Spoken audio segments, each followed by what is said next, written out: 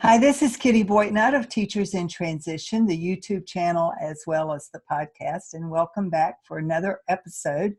Today we're talking about another stress management technique, and this one has to do with sleep.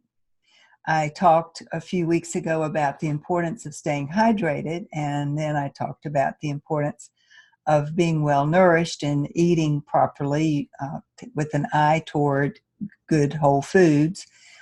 But perhaps I should have started with this one because it really won't matter how much water you're drinking or how well you're eating if you are constantly exhausted from a lack of sleep.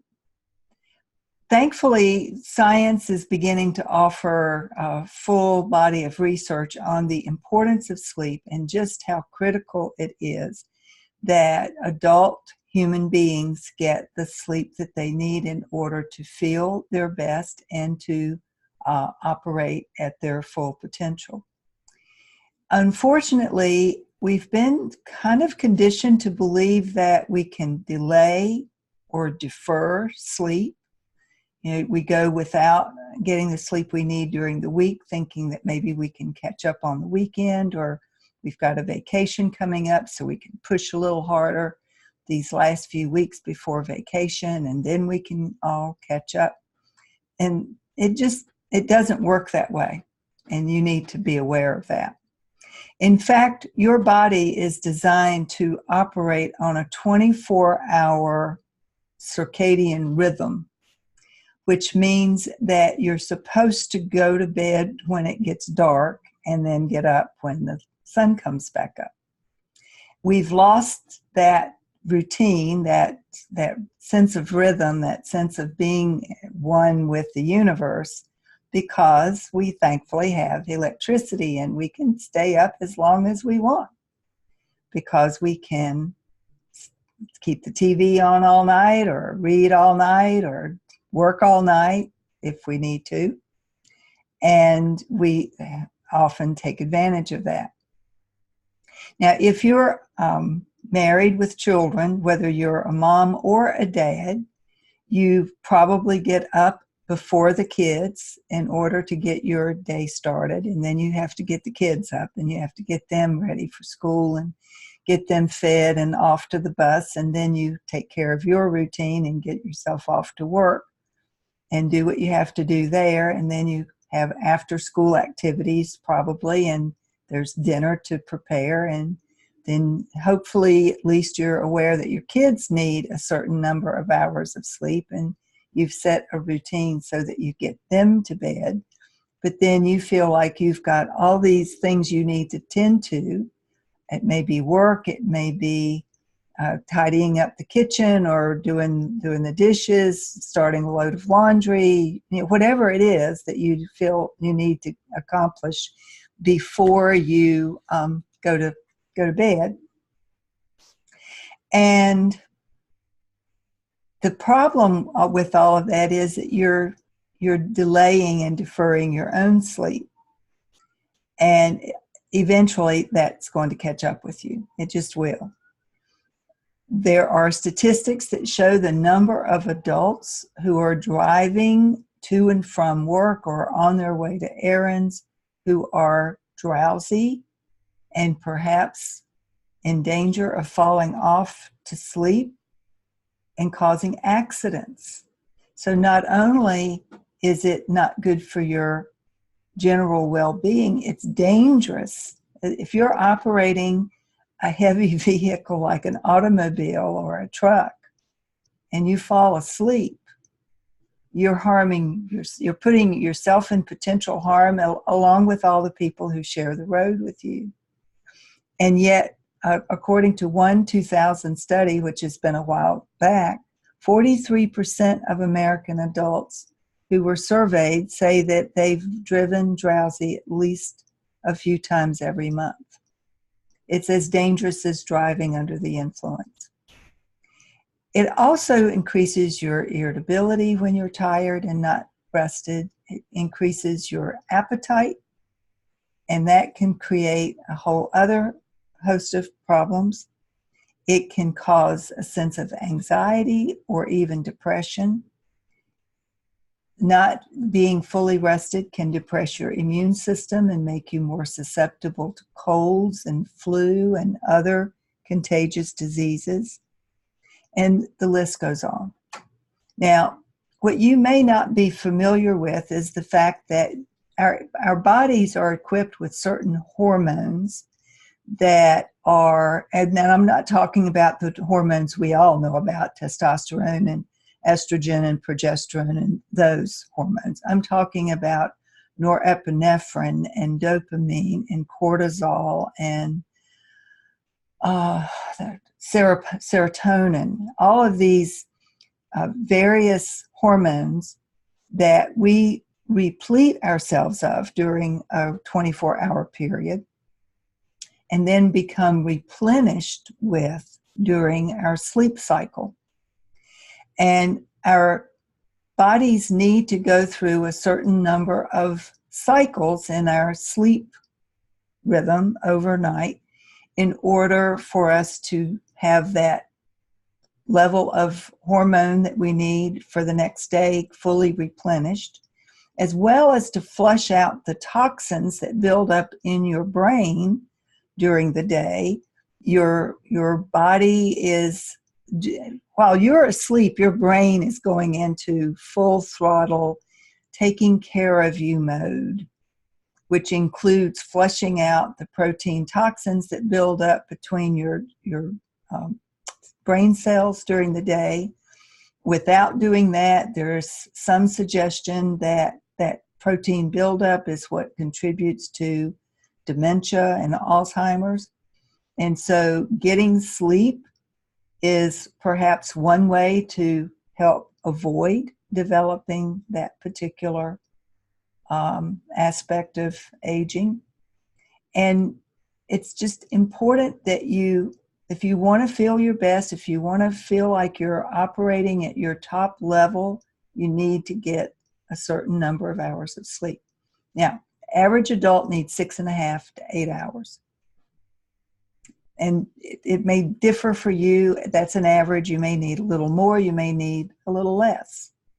But you need to know what it is for you, and then you need to adjust your evening schedule accordingly. In my case, I generally need at least 8 hours. I'm okay with 9. I've just got that body type that I need more sleep than the average bear. I didn't learn that until after I retired and didn't have to start setting an alarm every day. Don't wait that long to figure this out. But what I do now is I have a nighttime ritual that I go through where I dim the lights and start preparing for bed a full hour before I actually crawl in the bed. And then I read for a little bit, and then I doze off and I sleep during the night. And then I wake up at around 6 the next morning with a full 8 hours of sleep, if I'm lucky. Now, sometimes I have to get up to go to the bathroom, and that happens. But, if you can get back to sleep, it's not as bad as if you lie there awake. Or if you suffer from insomnia, you might want to take that complaint to a physician, talk about whether or not melatonin would be a good supplement for you to take to help you to get to sleep and stay asleep. There are over-the-counter things that you can try, but I'd be careful. At one point, I was taking some Advil PM, and I went to the doctor, and my glaucoma pressure was up. And the doctor was alarmed enough. He wanted me to come back in 3 months for another check. Well, I started looking at the label on the Advil PM box. Sure enough, it says, do not take if you have glaucoma or this or that or the other. So I stopped taking the Advil PM. When I went back to the eye doctor, my glaucoma pressure was back down within normal range. And glaucoma runs in my family, so that is something that we are on the lookout for. But I don't need to be aggravating the pressure by taking supplements that increase that pressure. So you need to be aware of what you're doing, what supplements you're taking. And that probably requires a long conversation with your physician.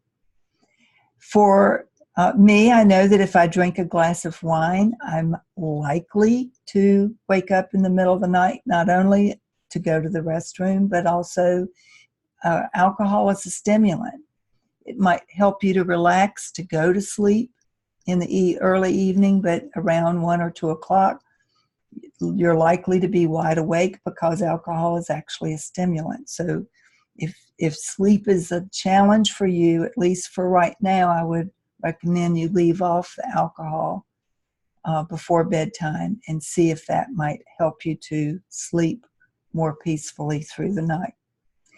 And be mindful of the fact that in order for you to be at your productive best and to be able to manage your stress, your level of irritability and anxiety and sense of overwhelm, you will feel much, much better if you have given your body an opportunity to rest each night over the course of several nights in a row. Now, there are always going to be occasions where something came up or you're out later than usual, and so you throw your routine off. I'm not talking about those occasional lapses. I'm talking about creating a ritual so that you are preparing your mind for going to bed at a certain hour and that you are getting yourself in the mode of going to sleep and sleeping peacefully through the night so that that brain of yours can go through all of its various functions and do for you what it needs to be doing to keep you at your optimum best. So do read up on the importance of sleep. There's an increasing body of research that talks about this.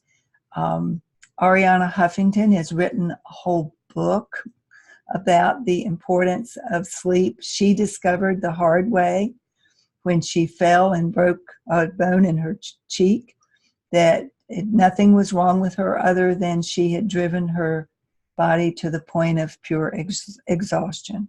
And so she's on a brand new mission to share with people the importance of your needing to take care of you before you try to take care of anybody else. So if you have a family, if you have a spouse and they're all on different wavelengths and different sleep cycles from yours, you need to have a family powwow. And you need to talk to them about how this is an important priority, not just for you, but for each one of them. And depending on the ages of your children, they need different levels of sleep as well. Teenagers actually need a lot more sleep than younger children, or even as you get a little bit older. They're growing so rapidly that they need that sleep for proper development and to feel like their best. So be sure you help them to determine and be wise about the number of hours that they need and the amount of rest that they need for their best, for them to be their best selves. So that's it for today. I hope that that will have been helpful for you. If sleep hasn't been a priority for you, I urge you to make it a priority. Next week, I'll be talking about another aspect of career transition and job change. But that's it for today. If you got something from this episode, please offer a review, subscribe to the YouTube channel or the podcast or both so that you can be alerted when the next episode comes out next week. Thank you for being here, and I hope you have a great rest of your day.